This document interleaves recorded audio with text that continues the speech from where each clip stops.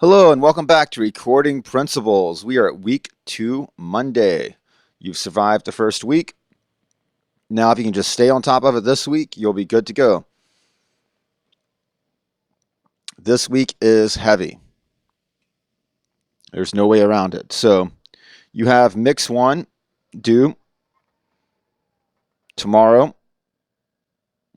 We already glanced at that on Thursday's lecture, so please review that lecture for updates on Mix 1. It's very simple. It's faders, pans, which means up, down, left, and right. Nothing else. So you download the session, you move the faders up and down, left and right to match the visual mix image in Safari Books. And then I even included in it a video of me doing the project. So if you get to the end of the project and yours doesn't look anything like mine, then please watch the video and follow along with me. It's imperative. We're going to be building off of this all month, so you need to get this first step correct. So even if that means following along with me in this video right here, or this one here, no, fader pan, that's it, this video, then fine. You know, if I was worried about you copying it, I wouldn't have put it in here, but it's important that you understand what we're going for and how to get there. So, and as I mentioned, we are building off of this, so you really need to do this correctly, because you're going to be using the same mix for a number of other projects. All right, so that one's important, but it's very simple. Please spend some time on it.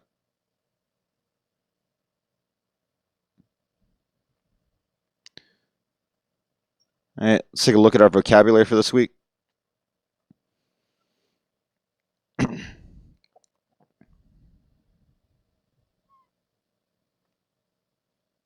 That's week 1 vocabulary. That's no good.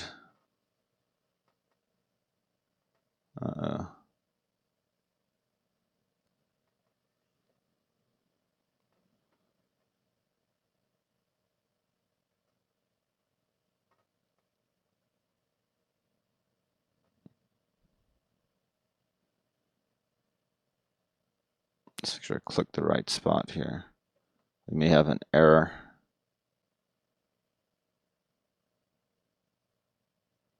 There we are. Now we're in week 2 vocabulary. All right, week 2 vocabulary. +4 dBu professional audio line level. This is compared to -10 dBV. So you'll notice that it is dBu. So you have a professional audio line level has a number. Also has a specific scale it's using, dBu. So it's not just any dBu. The important thing for this class is just to know it exists and that it is a standard. ADC, analog to digital conversion, bus. Anytime you have signals join each other and move to another place in the console, in the mixer, you have busing happening. So that's the bus. Compression, this time we're going to be talking about dynamic compression. So dynamic compression, dynamic compressors. Okay, so when you're looking this up, if you add in the word dynamic to your search, you should get the right answer, or dynamic audio.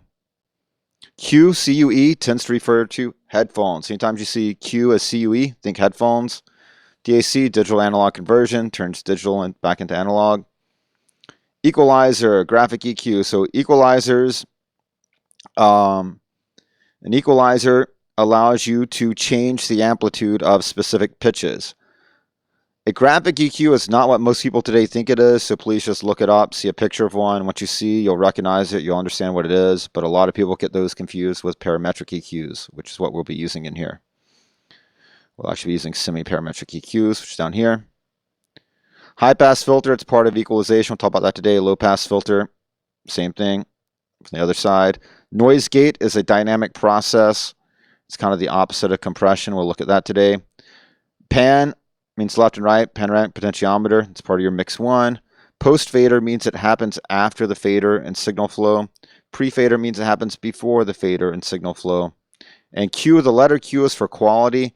This is related to the bandwidth and equalization. We'll be looking at this today. I just didn't want you to get it confused with Q, CUE, headphones. That's why you have both words in the same vocabulary list.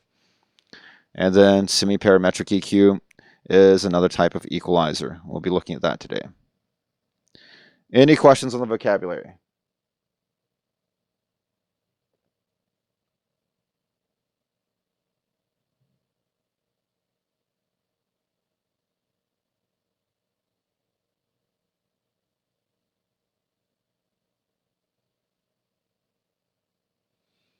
Yeah, our quizzes are only a handful of questions, so not everything will be in the quiz, but everything in the quiz you should be prepared for by going through these lists, if that makes sense. Got to stop going back to the screen. It's got to be a shorter way. All right. Let's move into the big stuff then. So this is not only the crux of today's lecture, it is that of really the course. So if there is only, of course, you're required, all lectures are considered mandatory. You're required to watch them before doing your work, which brings me to another quick tough love moment. I got a lot of questions last week. There were things that I specifically covered in my videos, which let me know that the questions came because people tried to do their assignments without watching the video.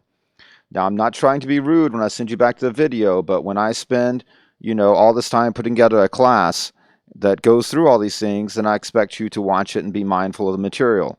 If you watch it and you miss stuff, then I'm going to send you back to watch it again. I can't just reteach the lecture for every person individually. This is not a one-on-one school. You'd have to pay a lot more.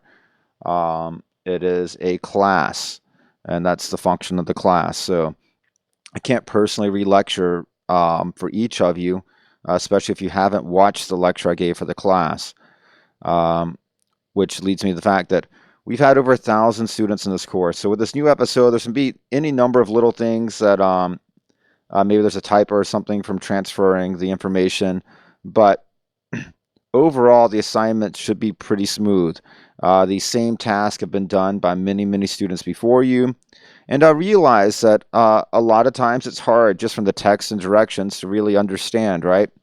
The directions are thorough, but sometimes it's still confusing. It's a lot of words. You might miss a few lines or whatever. Maybe you're just not good at receiving instructions in that way. Maybe you've never used a manual in your life or something.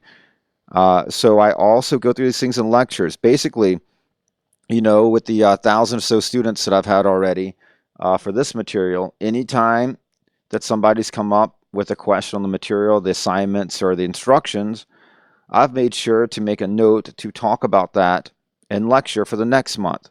So this has been going on for a long time. So for the most part, I know what you're going to ask. It's not because I'm psychic. It's because I've done this a lot of times before. So I go ahead and I know where things can be problematic, and I go through them in this lecture so you don't have to worry about it. It doesn't stress you out. It's here in the lecture. So if you just remember that when you're doing your assignments, go back to the lecture, skip forward through all this nonsense if you want to, and get to the part where I'm working through your assignment and go along with it.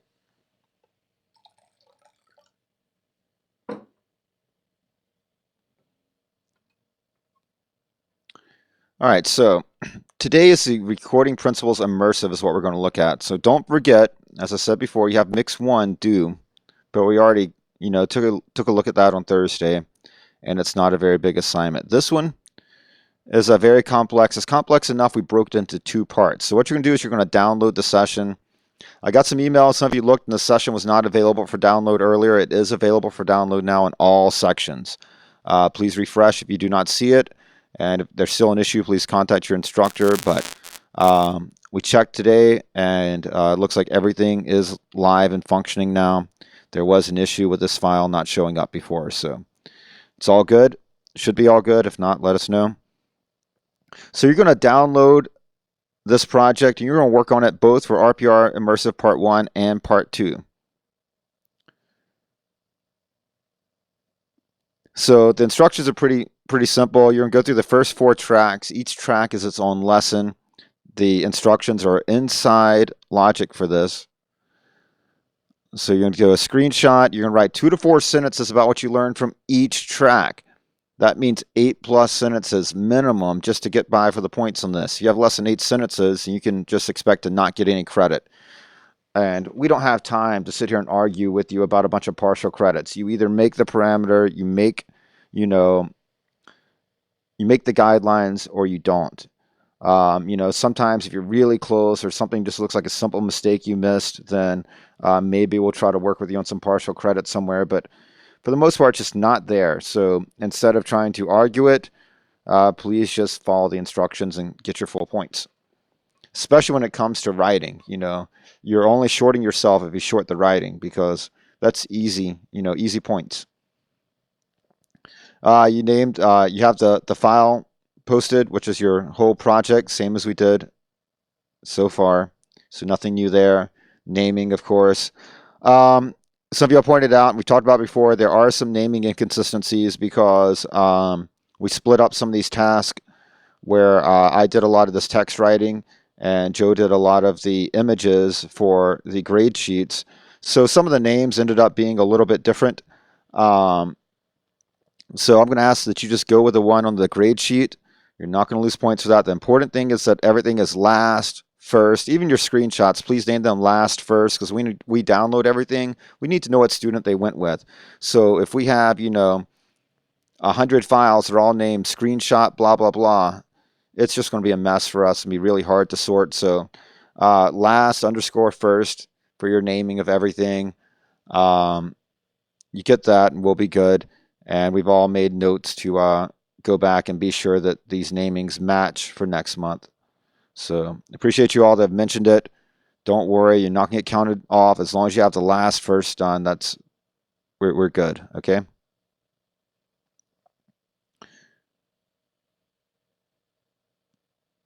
And then we're even going to have you bounce out track 4, the vocal track, just for fun and get you to more accustomed to bouncing things. All right, everybody ready? I'm going to take a look at the project.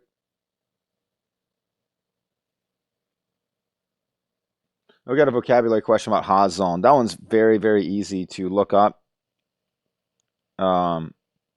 It has to do with a psychoacoustic effect of your brain not being able to separate sounds in a certain time range.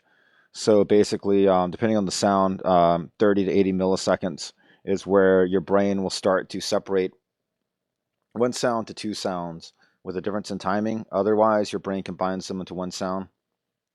We use it to stereo widen. So the question was on Haas zone.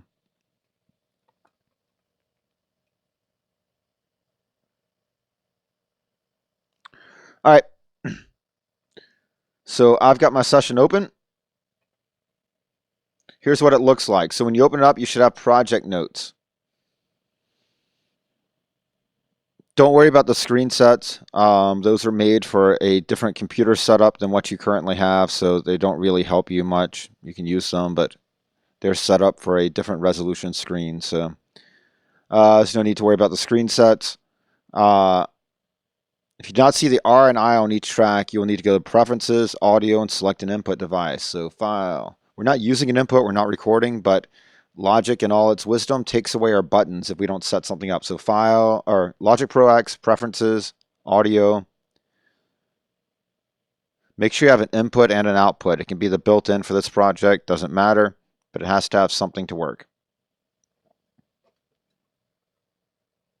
So you should have something that looks like this. You'd have an M, S, R, and I. If you have pictures, logos, wood grain signs, that means you have not turned on your advanced preferences. Preferences, advanced tools. Show advanced tools right there. You have to click on that and have these going, or you'll be missing some things. Okay, so project notes here. Should open up with them on. You'll notice that you have this track selected. It is soloed. So when you go from here, go to track notes. Now each track will have a different set of instructions. To get to them, you have to select the actual track, not the clip. If you look at this, you can see I'm changing clips. I'm selecting different clips, but my notes didn't change. So what you have to do is actually select the track. When you select the track, it turns light gray. When you selected the next track, you'll see that the actual instructions do change. So each track is a guided activity, and you're going to need to write 2 to 4 sentences about what you learned from each one, or your sonic observations. Maybe you know all this stuff before, so you didn't technically learn anything new, but you made some observations. So fine, make an observation if you didn't learn anything. Hopefully you all learned some things. All right, so let's take a look at our equalizer. You have some Linda videos that are showing the Pro Tools EQ. The Logic EQ is basically the same thing. It's all the same functions. It's just laid out a little bit different. So I'm going to show you the basics of equalization, parametric EQ right here. So the parametric EQ, we have control over 3 things. We have control over our frequency, which in this is left to right, measured in hertz, back and forth, right? We have control over our amplitude, that's up and down. Then we have control over Q, which is related to our bandwidth. It's actually the inverse of bandwidth, which means the higher the Q, the narrower. The lower the Q, the wider. So if I want to boost here, I pick what frequency I want to boost, how much I want to boost it, and then I pick how much frequency around that center frequency do I want to boost with it. Do I want it just as narrow as possible? Do I want it out here? All right, so, and this here is called a bell or a peak dip. It's called that because it kind of looks like a bell, especially if you narrow it up. It also goes up and down, which is known as peak and dip. Peak, dip, peak, dip. Pretty simple, right? So that's our main thing. That's most of our bands are just these parametric bell curves. Okay, at either end, we have what's called a shelf. I'll show you both of these. We have one in orange and one in purple. So the orange shelf is the low shelf, which means at the low frequencies. And you'll notice that it doesn't go back down. It's not a peak dip. It just goes out, then goes flat, just like a shelf. You could put your laundry detergent right here, right? Same thing down here. Have a low shelf. You can put your shoes down here. All right, so the shelf just goes out, goes flat. Same thing with the high shelf. Only it works at the high end and flattens out all the way to the highs. So low shelf at the bottom, high shelf at the top. Goes up, flattens out. Okay, so we have bells, we have shelves, and then we have filters. So down here is a high pass filter. It's at the bottom end, but it's letting the highest pass. It confuses people, but if you actually think about the wording, you'll get it, right? High pass, it's down here, lets the highest pass. So what this does is it has a frequency and a slope, and it has what we call a resonance here. We're going to ignore that for this class. You're going to learn about that in sound design, but we're just going to pretend like that doesn't exist right now, okay? So we have the slope, which is how fast it's cutting off per octave, and the frequency. Up at the top end, you have a similar thing. This is the low pass filter because it cuts the highs. So it lets the lows pass, and you have the same sort of settings going the other way. So that's your EQ. It really is pretty basic. So what you're going to do with all these exercises, I want you actually playing the sounds while you're working with stuff.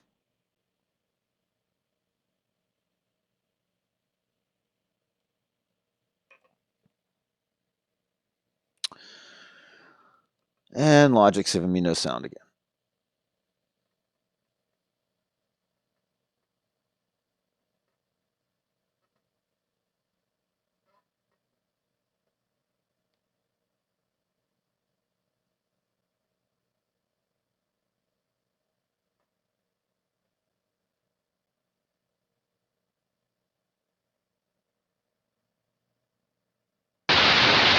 All right, and now I have sound from Logic. Do you all still have sound? Audio, check, check. Always have to double check anytime you change sound settings in the computer, things can drop off.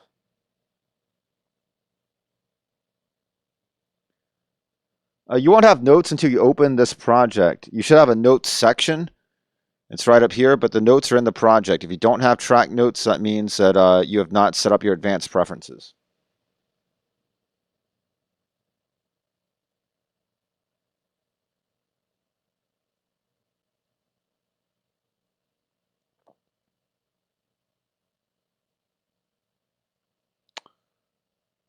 Mr. Long, you're exactly correct.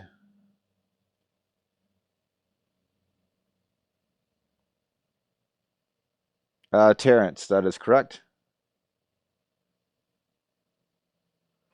I didn't actually toggle the EQ. I'm not sure what you're saying. I did cut things on and off just by if you click there, if you click their little button up top, you can cut each band on and off. I think maybe that's what you're referring to. Other than that, I just clicked which little dot I wanted to work with, started moving it.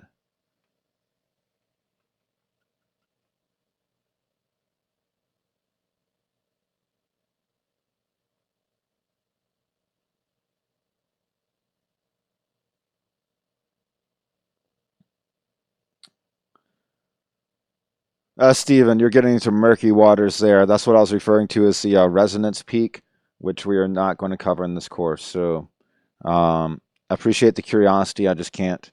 That's one step beyond where I can take this class right now. All right, a question. How did I open the EQ? I took the shortcut. So what I did is I took the channel that I need to put the EQ on, and I just clicked where it said EQ right there. You can also do in the drop down EQ and the channel EQ. In this course, I'm going to be using the channel EQ. Channel EQ. Don't use the linear EQ. All right, so now you can hear things. So I want you listening. With it playing, just let it loop while you're learning all this stuff, because this allows you to not only know, in your brain, well, technically what each thing does, right? We'll just boost this boost down at 2K, but what does it sound like to boost at 2K? Sounds like that. It sounds like to boost at 2.5K. Sounds like that. You're going to know that one. So, pay attention to the frequencies and what you're hearing. What happens when you cut it? Right? So pay attention, make your observations. It's all about not just learning in isolation, but actually hearing what you're doing. So this one, you're just playing the peak dips and each band, exploring them, dragging them around. Next up, another EQ exercise. This time you'll be working with the high pass filter and the high shelf EQ. So it's the same things I showed you, but I'm making sure that you understand the terminology. So once again, remember, high pass filter lets the highs pass. So it's down here, cutting the lows, letting the highs pass. High shelf EQ is up here. So see, I have some directions here. You're going to raise the frequency until you hear it begin to affect the sound. And then you're going to activate the high shelf EQ, lower it to -24.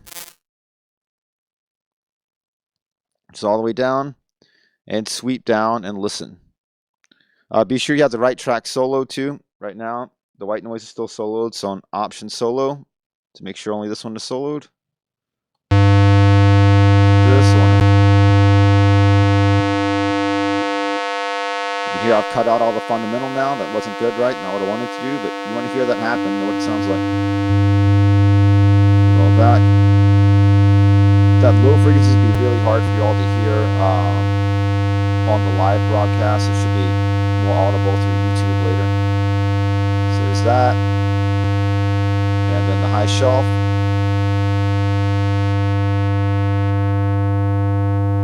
All the way down to 1K.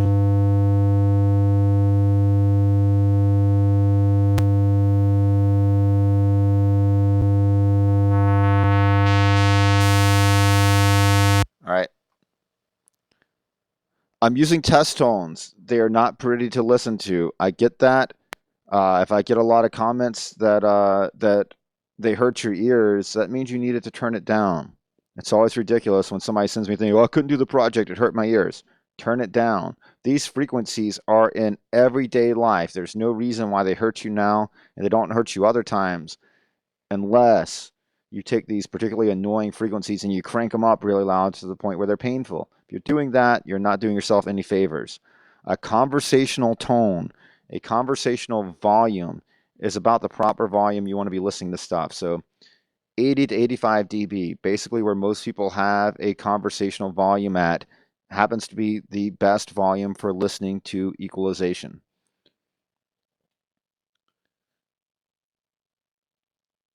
All right, so next up, Another test tone. This one's even worse.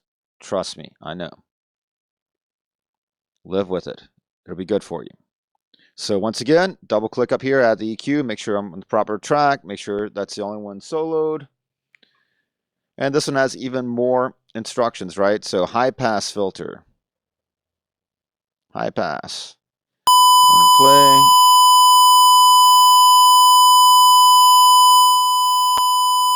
Oops, grabbed the wrong one. Turn that off.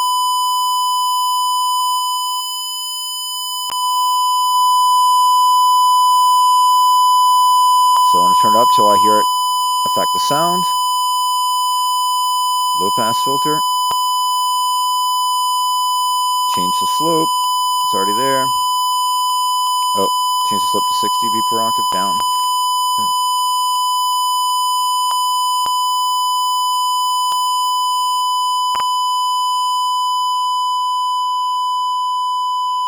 Oh, it's 10K.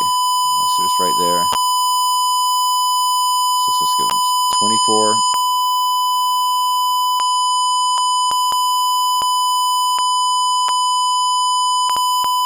Why can't I get on the 24? There it goes. 24. That should be down.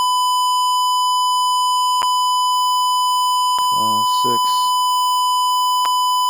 Now up to 48. Take a peak dip. That's one of these. Raise the Q to 100. Oops, that was on the wrong band. Need, which one am I on? Green. Raise the Q to 100.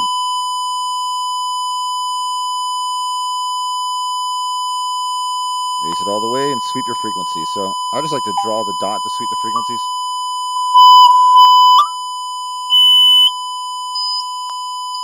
You can hear how it kind of just highlights them when we hit them, right?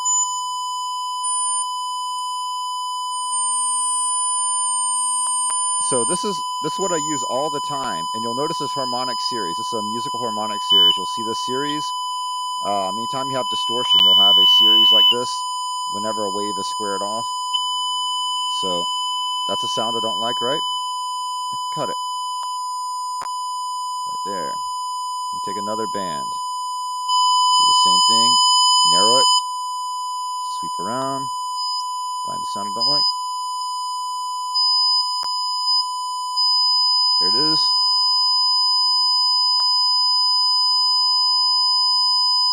And cut the dB.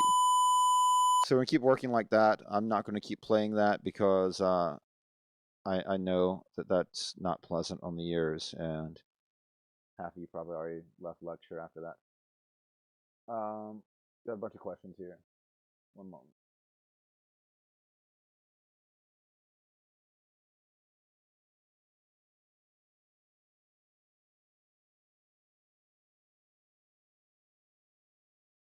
Daniel, I'm not quite understanding your question. I don't think so, but I may just be misunderstanding. I'm inclined to say no, but I may not be understanding you correctly.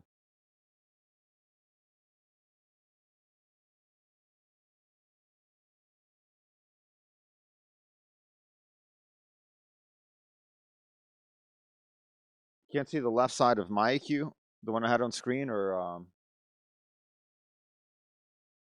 your own EQ. I'm not sure what you're not seeing.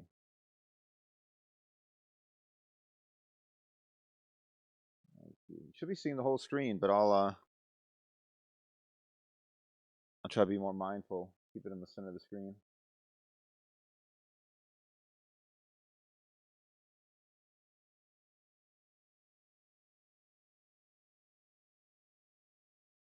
Um, the bandwidth controls how wide of a frequency range that you're affecting. So I don't know how to answer your question directly because I think it's off base, but I can go through this again.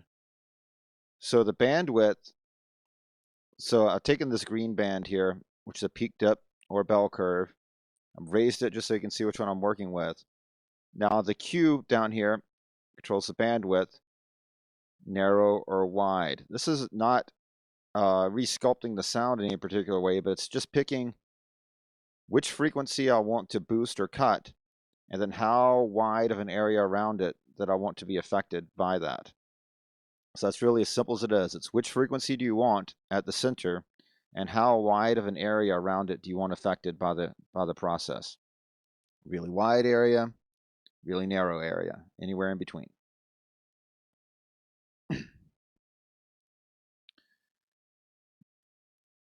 This takes us to applied EQ lesson number 4. So this is the last one for RPR Immersive Part 1. So this one, it's actually a functioning track, much better. By using your EQ, you're able to remove unwanted frequencies. There's a couple of noises in there to get rid of.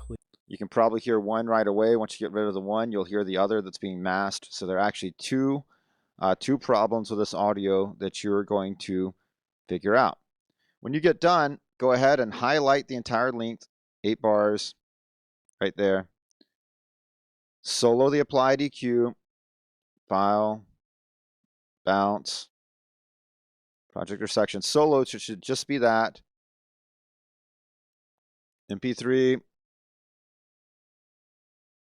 128. This is the first time we've had this part, so some of this may not be all the way fleshed out in the written direction. So being very careful to show it all to you here on the line on the online lecture. So what we have is you're going to bounce this track 4. So you just solo it. You have just the loop part done. Do MP3, 128 kilobytes. I'll have you leave the normalize off in this class. Joint stereo is fine. Hit OK. Remember, last name, first name, everything. So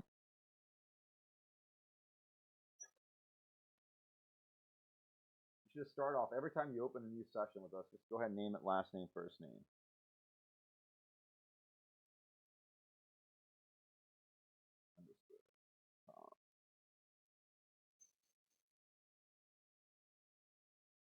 Just the desktop so I can find it in my mess and delete it later. And you're just bouncing that one little track. All right, so after you EQ it, of course, I'm not going to show you how to do that one because that one's actually applied, and I wanted to actually hear you do it, not just watch you copy my settings. So not walking through that one, but it's using the same tools I just showed you on 3 other tracks for you to apply it yourself and to clean up an actual track with voice. All right, so let's look at our checklist. Screenshots of sessions. Take a screenshot, 2 to 4 sentences about what we learned from each track. You should probably just been typing those out as you go. You have this little notepad which comes in Apple, which can be handy. It's probably not open mine. I forgot all sorts of notes about the class on it, but there it goes. It does.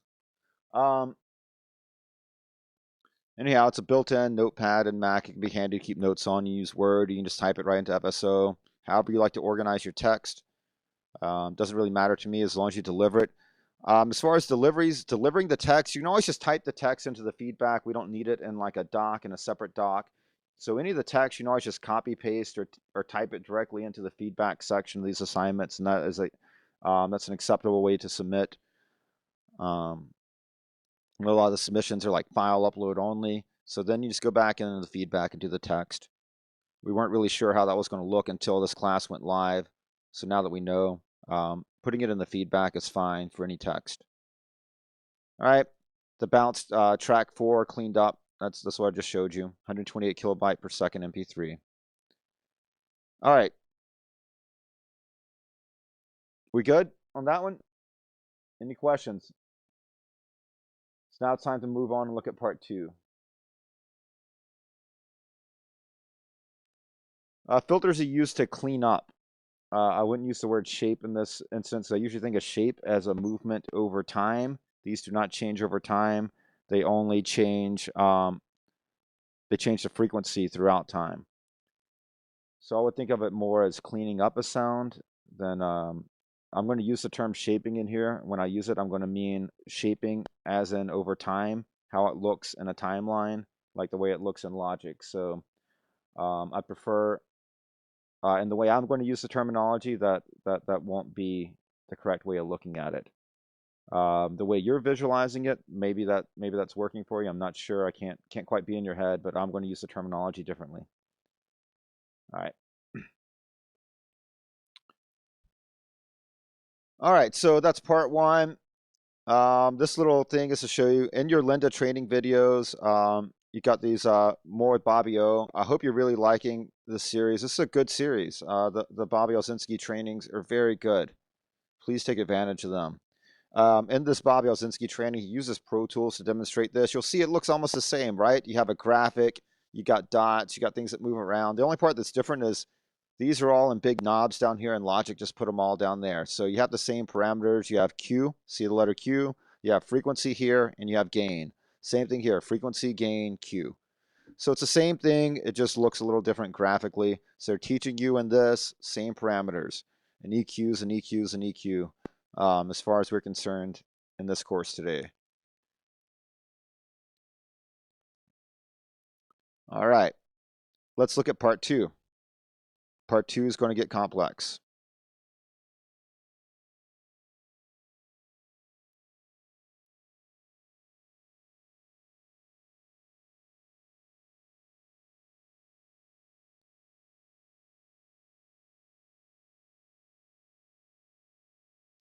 All right, RPR Immersive Audio Skills Development Part 2, tracks 5 through 9. So some more Linda trainings with Bobby O. Exploring compression, understanding compression parameters, setting up the compressor, using noise gates and de-essers. We're not going to use a de-esser in this class, but you need to understand basically what it is, how it's used. You will be using them later, so this is a fair time to introduce them. All right. You will need to have an audio input selected in your audio preferences. That's what I just showed you before at the start of this. And a little note about setting a compression, renaming your session to Last First Immersive 2, and remember to upload your session, no audio. All right, so the same sort of grading scenario there. Let's take a look at what we got. This is the most complicated part of it. It's just this one track, getting it set up and running, okay? And it seems like with every update to Logic, they do some weird tweak that changes the way this works, and we have to set the buttons differently. So let's go through. I'm going to make sure live, real time, that everything works. If not, we will adjust the instructions accordingly. I don't think there's been any changes since last month. So we're going to select track 5. So on track 5, please follow along. Everybody, if you're not paying attention, please come back and join in and pay attention for a moment.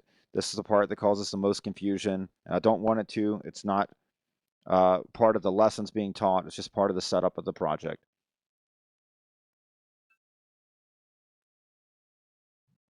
Freshen up the coffee while I'm waiting for everybody to jump in enthusiastically.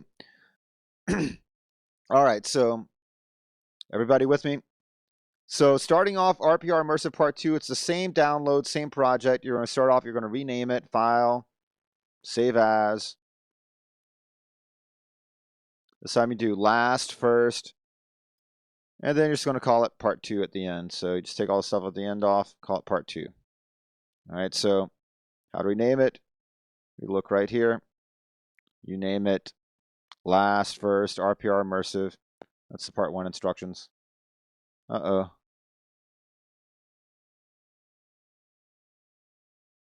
We have an issue.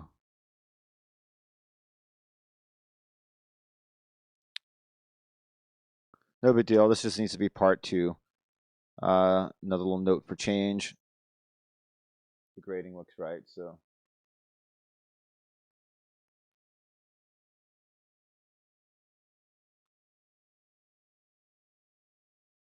Pardon me one moment, just typing out a note to make the change. I can't do it with one hand because every time I type, it keeps auto-correcting what I say. All right.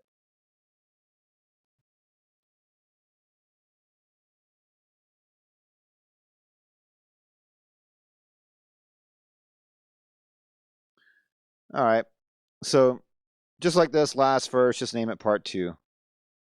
So the most important thing is the last first, so.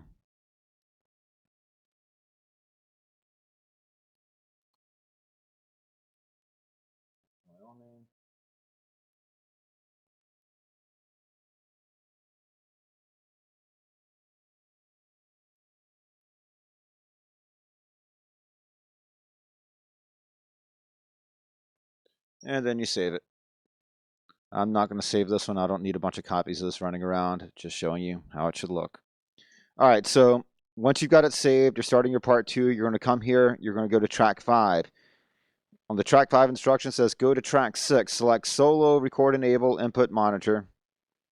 So that is S, R, I.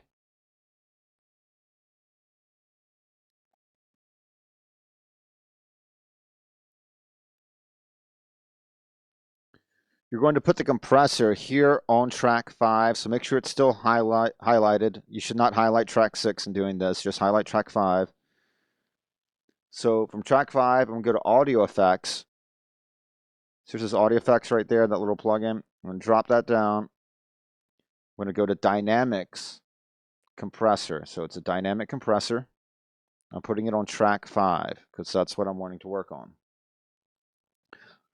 What I'm using track 6 for is to record the results of track 5 so you can actually see what happened. Okay? So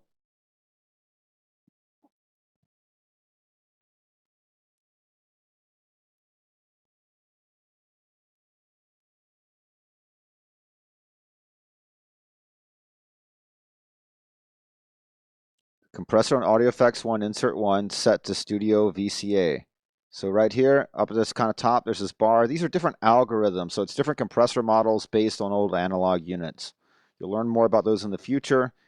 It's a rabbit hole that I love going down. Exploring compression and distortion is one of my favorite things. And I mean that in all seriousness. I'm absolutely fascinated by it. But it's not one of those things that, you know, that's advanced stuff. You don't have to do all that as a freshman. We just want to teach you the basics of how to get around in this and kind of what you're thinking. So you're not just making random decisions. You know, you have to kind of know what you're thinking about to make a decent decision. So we're going to use this red-faced one. That's why I put it in red, so it kind of triggers you that, oh, it's red-faced. We're going to turn off all the auto stuff. You already just saw me do that. So all the stuff that's here where it says auto gain, click the off. Down here where it just says auto, all you do is unclick it and it's off. So no auto. We're going to ignore this section. It's all added things. It's like having another compressor and a distortion unit after the compressor. So we're going to ignore that. That's not part of the standard compressor. So our focus is going to be threshold, ratio, makeup gain, attack, and release. All right. So this is going to teach you not only what the parameters do, but let you hear what they're doing. So you understand when you're trying to do something like, oh, I don't have to look up in a textbook what I need to do. I'm going to know that, hey, I want it to sound like this. I better use a compressor because that's what gives me this sort of effect on the sound. So you set the ratio, turn off the auto gain, turn off all the auto anything, set the ratio to 4:1. For whatever reason, Logic doesn't go exactly 4:1, 3.9:1, 4.1:1, close enough. No big deal. Attack all the way fast. Release all the way fast. Release doesn't go to 0, it goes to 5. So that's all the way fast for both of those knobs. Auto release is off. Once again, a reminder that track 6 has S, R, and I selected. Record arm, record sine compression, which is track 6. So that's it. It's record arm. That's the R. Hit record and play in the transport.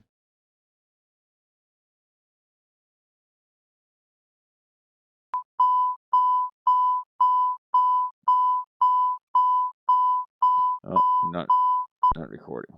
Record. Hit play.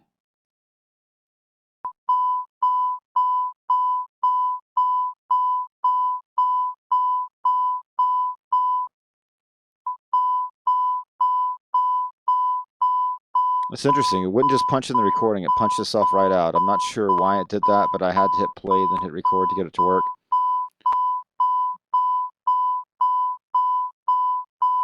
And now it's just skipping sounds. I have no idea what's going on here. That's, oh, now they're coming back in. So I just got a little breakdown in my graphics.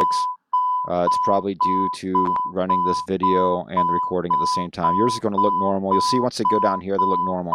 But basically what's happening is it's making a playlist. So it's just going to keep recording in loops, and you can kind of see it and hear it, which is what we want. You can zoom in if you want to see it bigger, better.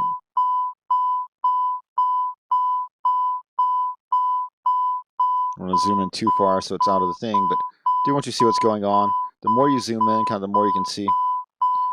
So once you get this going, just like this, you're just letting it play. It's playing in the background. It's beeping. It's beeping. I know it's a fun sound, right? I actually made this sound especially for you all. It's a custom sound. So you get to this point, you're not done, okay? So once you're here, you're listening. Now you're going to get instructions for how to change it. Now these things can be resized. So if it's too big, too small, you can just stretch it out or reduce it to make room, okay? So time to follow the directions. Bring the threshold down to -24.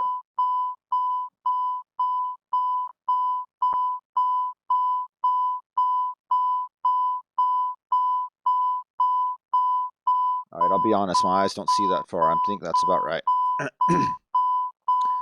Set the ratio to 2:1. I could hear the change. Could you hear the change? When you're doing it yourself, you should be able to do hear the change. If you can't hear the change, go back, do it again while it's still playing. Not only do I hear the change, I'm starting to see the change, right? Look, these don't look the same anymore. They look a little bit different. It's going to get worse or better, depending on how we look at it. More extreme. So now I'm going to lower the threshold till I see 6 dB of reduction. This is a gain reduction meter right here. You're going to have these in almost every compressor, analog, digital. Sometimes they're LEDs, sometimes they're usually meters like this, so the classic VU meter. So I'm just going to lower this threshold until I see it hitting the 6. So there's 5, one more past that, 6. It's close enough. Now I'll put the ratio back to 4:1.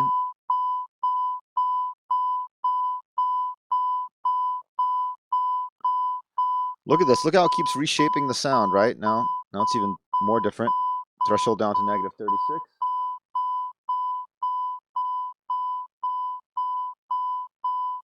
Right about there somewhere. Increase the release to 460.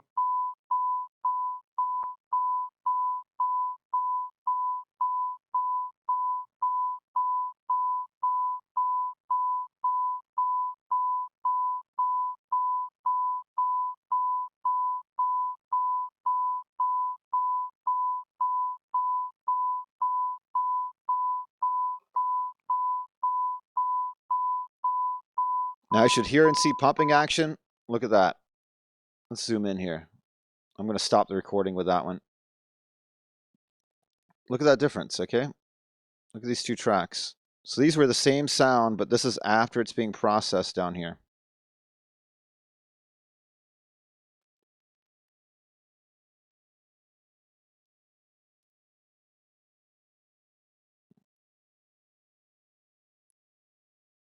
So look at that. You see how that went there, then it flattened out, went across. Now it actually dips in, rises back up, and then falls back down again. We call this pumping. When you get a dip and then it rises back up. It's an unnatural thing. Sometimes it's desirable in the shaping of sound. Oftentimes it is not desirable. So that's what's known as pumping of the compressor. When somebody says they hear pumping, that's what's going on.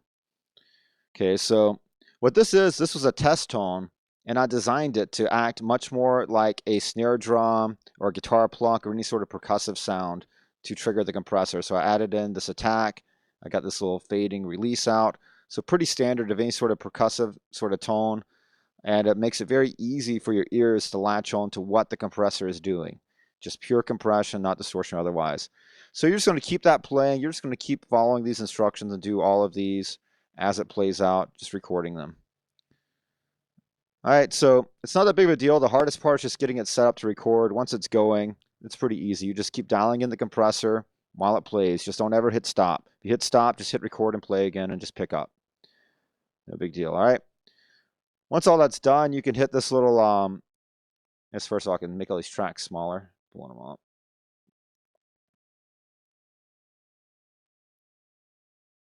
Not that small.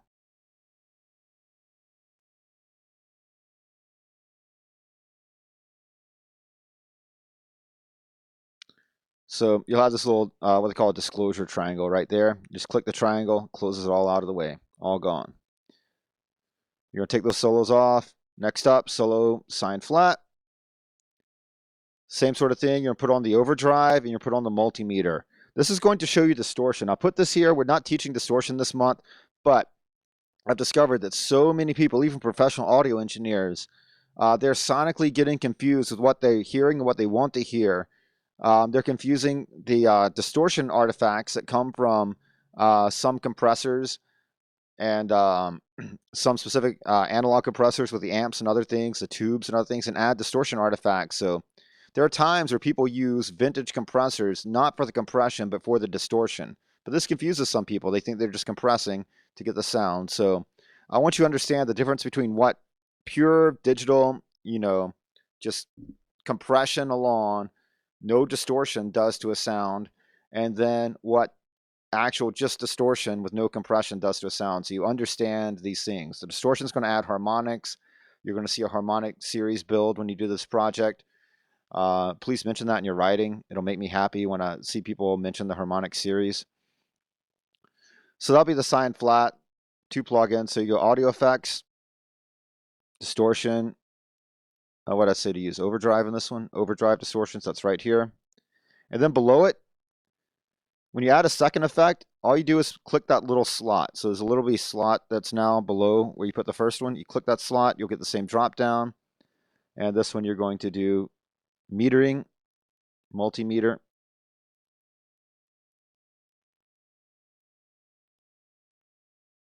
So you're going to have an analyzer, pretty much just like the one that was in the EQ.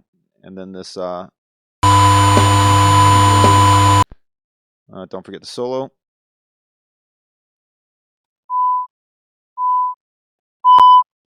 All right, so you're going to play around with those. You're going to watch the meters go. No biggie here. All right, this one's big. Snare top dynamics. So this time we're going to do gating, and then we're going to do the same thing that we did with the snare, with this slide hit exercise on an actual snare drum as well. So we're going to gate it, then we're going to compress it. It's important we gate before we compress in this course, and almost any time that we're using gating to clean up, we want to do that before compression. So we're going to gate. So solo track 8, we're going to go in here to dynamics, noise gate.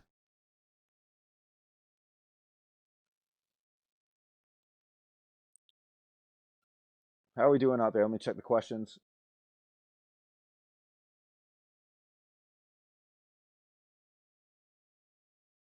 There should be an archives topic. I hope I caught you before you left. Archives topic. It's just under the live training links. Please let me know if you do not see it.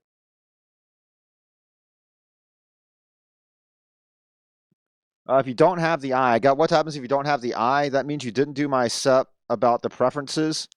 Logic Pro X, preferences, audio, making sure you have an input. You have to have an input or you won't have the R and I.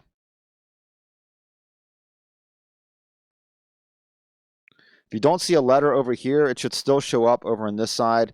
I saw one instance of one session where one letter was missing over here, but they all showed up here. That only happened this past week. We did not get a resolution as to why that one was different than all the other ones that we saw. So if you're missing an I over here, I don't know what to tell you. I've seen it happen one time before where they had the R but not the I. You should have they come together. If you have one, you should have the other. But in that case, it did still have them over here on the in the actual inspector window on the track. So if you click them here or you click them up there, it should be the same thing no matter where you click from. Thanks for bringing that up. I'm going to turn off the record enable when you're done. So snare top dynamics, we put on the noise gate. All right, so I'm going to show you a few things. First of all, the look ahead, we're not going to use look ahead anytime in this course. Whenever you use look ahead, it seems like magic, but it's not. It's actually the computer slowing down all the processing so that it can see everything before it happens, and it slows down what it gives to you, meaning that it causes latency. So if you have to do any recording, overdubbing, it will cause problems. So I'm going to have you not use any look ahead in this course. Hysteresis, we're going to leave it at -3. All this means is that at whatever this threshold is triggered at, for it to close, it has to go 3 dB lower.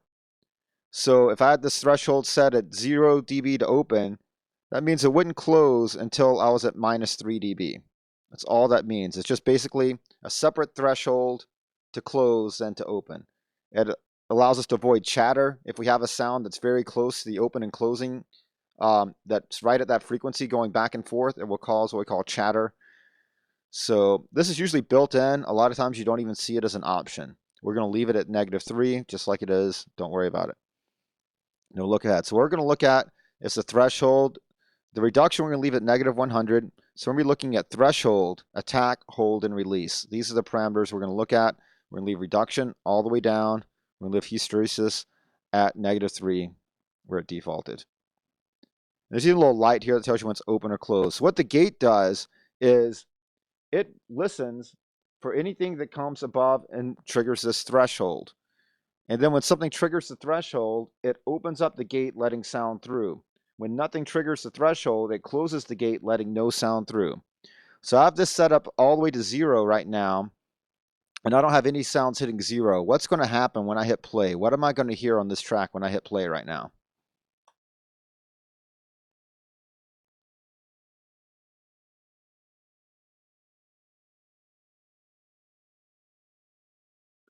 Your mic is not needed for this exercise. You shouldn't be using your mic on this.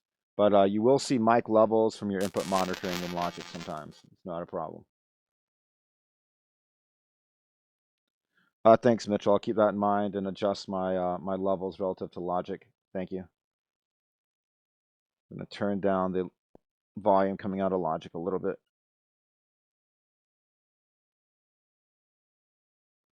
Once you're done, you can turn the R and I off on track 6. It shouldn't make a difference either way. We're not doing any more recording, but you can't turn it off.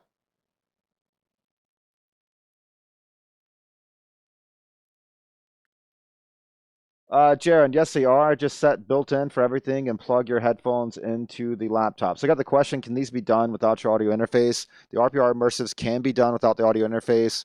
Please just, all you have to do is set your interface to the built-in input and built-in output and plug your headphones into the computer directly. So if you're having issues with the audio interface, we would like to fix that for you, but don't let that slow down your work. You do not have to have it for this project.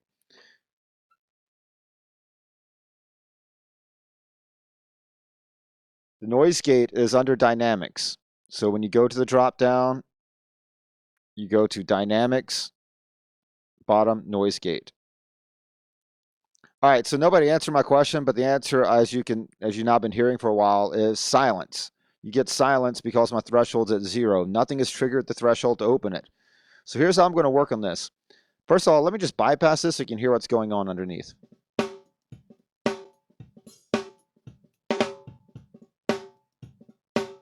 So what are you hearing right now? You're hearing a snare drum, of course, but what else do you hear? Somebody tell me, do you hear anything that's not a snare drum?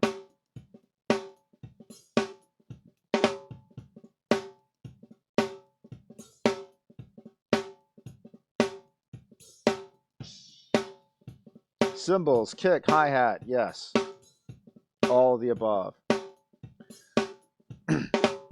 So what we're going to try to do is try to get out some of that. I'm going to show you visually. Let's zoom in for a moment. You'll be able to see exactly what's going on here. So if we look at this, these big hits, those are the snares. We want those. All these little things in between, that's noise bleed. That's bleed from other parts of the instrument that came through the mic, and we want to get rid of it. So for that, we're going to use the noise gate. So turn this back on. Right now, get the threshold at 0, so we hear nothing. Put the threshold all the way down, we hear exactly what we had. So we know we need something in between. I'm going to go ahead and put my attack fast as possible. I like to start off that way. Attack 0. I like to have a fast attack. So what I'm going to do, turn this up till I have nothing. I'm going to turn it down till I start hearing the snares.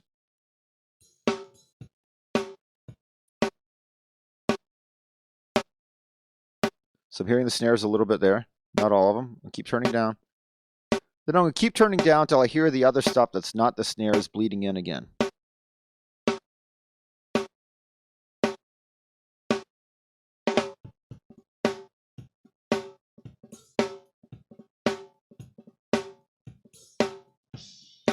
All right, I'm hearing all the other stuff come in again. So once I get where I'm hearing other stuff, I stop and I start going back up again until I get it all out. So the idea is to get the lowest threshold I can without hearing other sounds.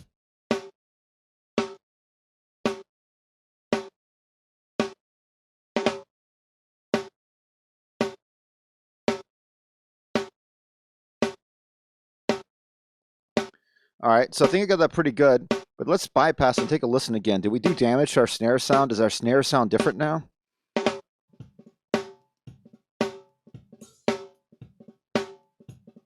Sounds a little different, right? It's a little choppier. So we want to work on that. Now, if we put our hold and our release all the way fast, it's even more choppy, right? So what I'm going to do is I'm going to slow down the hold time. Ideally, what I'm trying to do is get all of this part into the hold time. So this is what triggers it. So only when it gets this loud, it opens. Once it drops below this volume, all of a sudden we're going into the hold time. So once it drops below the threshold, then all of a sudden we get into this hold time. The hold time is how long it stays all the way open, even though it dropped below the threshold. So we want it to stay open about this long. And then we want to kind of fade off right there at the tail so we can hear it naturally fade off. The release time becomes really important if you have noise like from tape or something. It becomes a lot more apparent to the ear when things are releasing. This is a good clean recording, so the release time is not going to be as apparent to us. We're still going to work with it. So we're going to extend this pretty much as high as we can, but we want to make sure we don't get these other sounds in. So once it gets so long, we're getting these sounds in, we're going to back it back down to just this.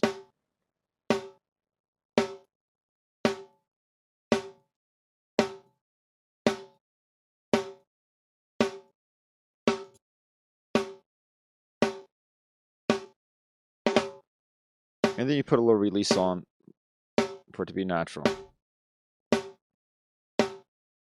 I'll be honest, I'm hearing at a very low volume right now. I can't independently, I can, but it's complicated to raise my headphone volume right now independently would be a little bit complex. So you may be hearing some nuances that I'm not able to. I would like you to, listen closely, but the goal is just to get out the noise in between. Basically, anytime you have a percussive sound, you're going to want to use the fastest attack possible. Because if we slow it down, that means it opens slow. It's going to cut off the front of the sound. And with a percussive sound, we can see that's important. The front of the sound is the loudest part of the sound. If we cut that off, we've really taken away the impact of the sound. I'll show you that. Right? You hear that? That snare is never going to punch through a mix now, right? That's not going to make it through the mix. Nobody's ever going to pay attention to that. It's a snare. We want it to drive. It should pop. There we go. So you don't want to slow down your attack and lose the popping at the beginning of a percussive sound. You need that. Unless you're specifically sculpting to do that for some reason. You want to keep the hold time long enough that your sound doesn't cut off too soon. You want it to have a natural decay.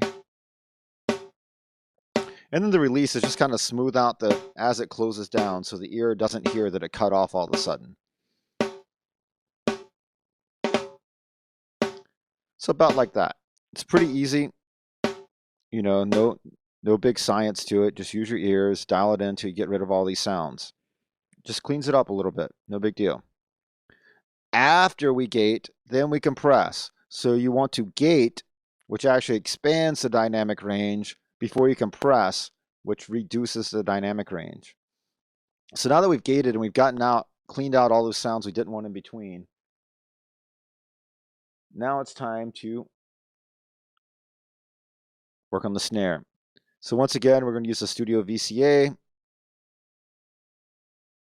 our 4:1 ratio, or as close as we can get to it. Turn off all the auto stuff. Set the attack to 10 milliseconds.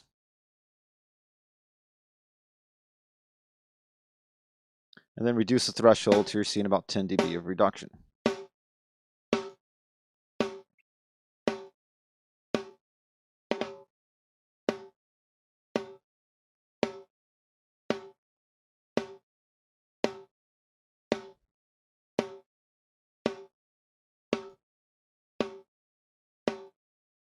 Oh, 6 dB reduction. Sorry, I read that wrong.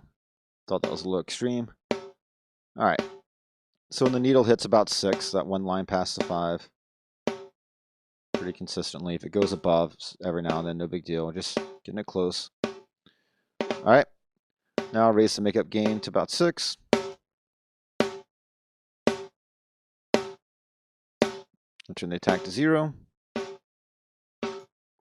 What happened, right? Doesn't sound good. And you play attack. So that's going to help you understand how to dial in your attack and release. So many people, when you hear about people ruining something with compression, and you'll hear it a lot, people ruin this or that with compression. You can't really undo it usually. It's like once you've done it, you've crushed the track. So you have to be very careful to do it properly if you're going to do it. And the biggest thing is getting the right attack and release time, especially the attack time. There are so many people that ruin something because they didn't understand the attack time. And a lot of people can go their whole career without understanding the attack time. Please, especially with digital compressors, it's so easy to ruin something with the power of digital compression. So it's more important than ever that you understand attack and release times. You know, if you had a vintage LA2A, you don't even have attack and release times that you can dial in. It just makes things sound good for you. But this is not the case with digital. You have a lot of control. With that control comes responsibility. You have to know how to dial in these attacks and releases, or you're just going to make a mess out of what you're doing. And it's kind of pointless to compress if you don't know what you're doing. So this is really to help you get an ear on how those attack and release settings work.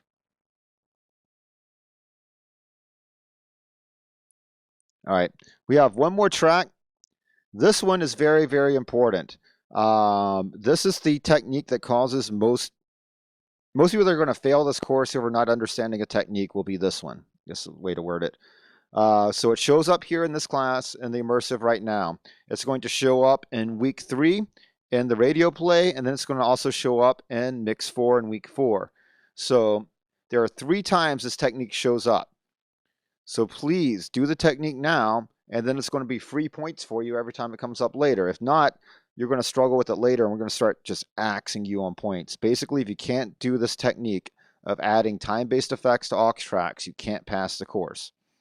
So you may pass this one assignment by blowing it off still and get enough points to pass the assignment, but you won't make it through the course. So you're hurting yourself if you blow this one off. So down here we have the same snare track. Well, this time we're going to set up some time-based effects, which are reverbs and delays. I'm going to set up just one for you to show you how it works. And I don't expect you to follow the instructions to do this yourself at home.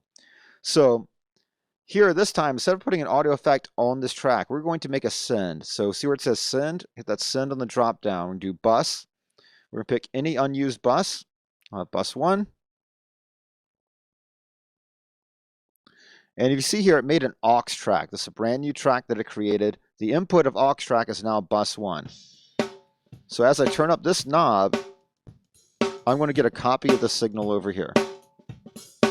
So now I have the same signal twice. Basically, it just got twice as loud. It's the only change. See? Same thing louder because it's the same signal. But on this track, I'm going to add a time-based effect. So I'm going to go add a reverb, space designer, mono to stereo. So reverb, space designer, mono to stereo. So it's very important. I'm putting this as the audio effects on the aux track, the auxiliary track that's being fed by bus 1. This is where it goes, not on this track. Time-based processors in this class are always going to go on the aux track. So when we think of reverbs and delays, echoes, on the aux track, send with a bus.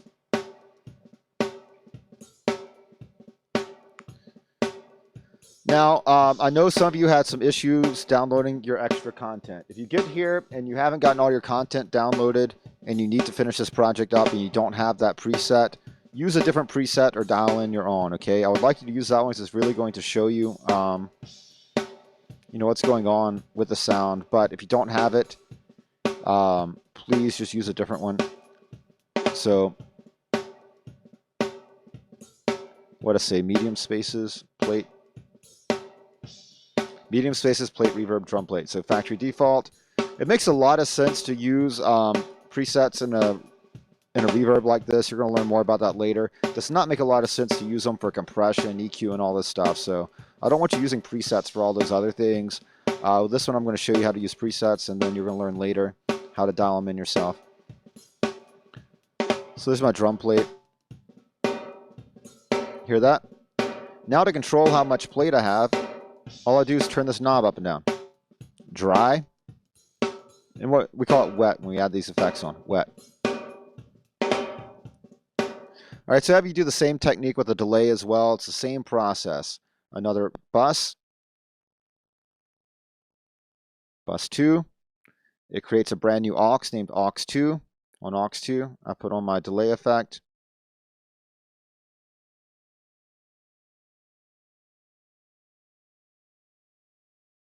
And stereo delay. Just as instructed, it works the same way. You turn up the aux knob, and cool stuff happens. All right. Any questions on that?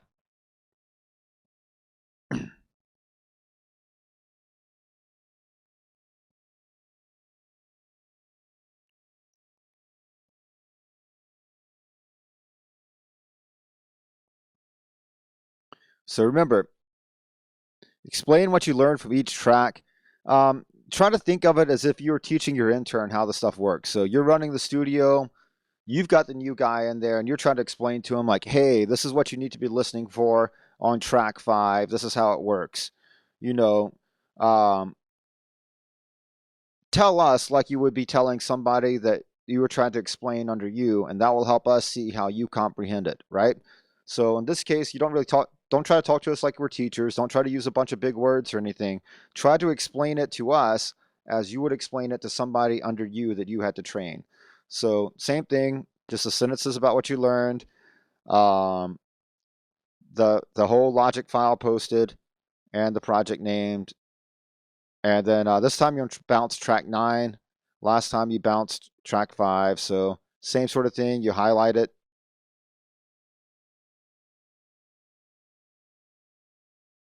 Oops. Highlight your loop.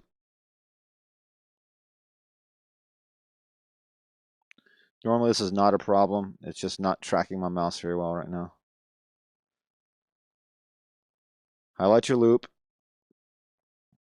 Bounce it out.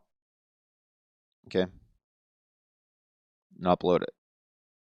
Same bounce as before, so I'm not going to go through that process again. 128 kilobyte per second MP3. Stereo interleaved.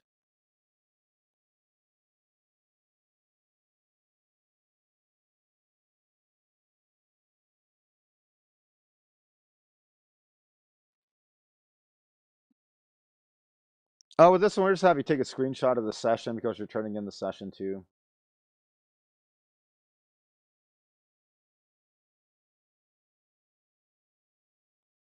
Um, I'm not sure what you mean by setting. The plugins are arranged by their type. So the compressor and the gate are under the dynamics plugins processes. So in the drop-down menu for your plugins under audio effects, under dynamics, you have noise gates and the dynamic compressors. I think that was your question.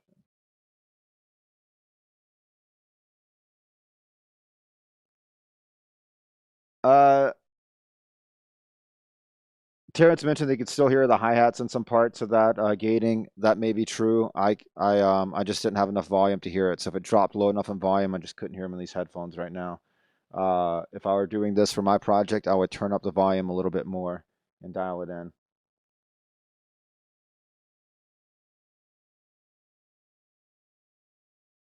I created the second aux for the delay. So the first part of the instructions is to create one. Back to these instructions here. You create one for the Space Designer reverb, and then after that, you create the next one to put the delay on. So here's your first send here and the directions for that. Your second send here and the directions for that.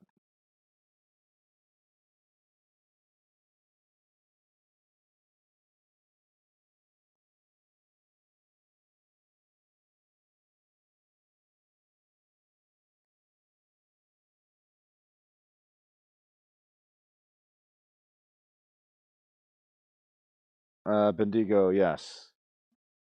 Keep it simple.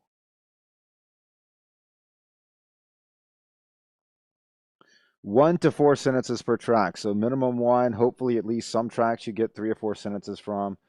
We actually changed instructions in the first part to 2 to 4 sentences because some people just, skip down to the bare minimum, but try to make it a paragraph about what you learned.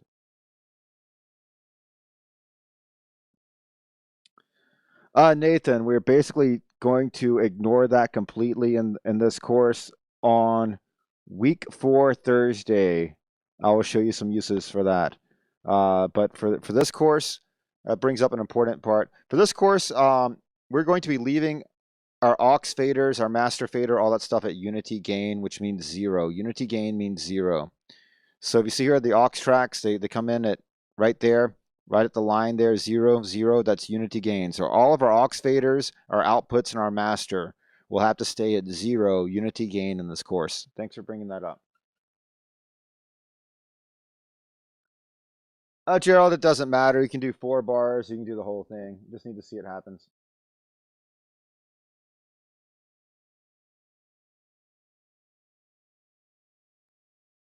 All right. I think that covers the questions there. So you all are dismissed. As usual, I will leave the GoToMeeting open to allow questions to keep coming in while I save out in case anybody's got anything last minute. So thank you all. You are dismissed, and this concludes our archive.